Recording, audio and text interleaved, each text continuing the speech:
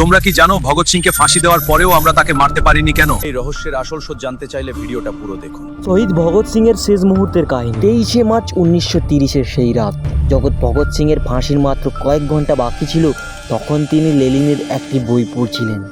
জেলার যখন তাকে শেষ ইচ্ছার কথা জানতে চাইলেন, ভগৎ সিং, তোমার শেষ ইচ্ছা কি? তিনি বললেন, আমি এই বইটি শেষ করতে চাই। পরের দিন সকাল 7টায় যখন জেলের দরজা খুলল, তিন বিপ্লবী ভগৎ সিং, সুখদেব এবং রাজগুরু খুব শক্ত করে একে অপরের হাত ধরে বেরিয়ে এলেন। জল্লাদ যখন দড়ি পরানোর প্রস্তুতি নিচ্ছিল, তারা তিনজনে খুব জোরে চিৎকার করে স্লোগান দিল।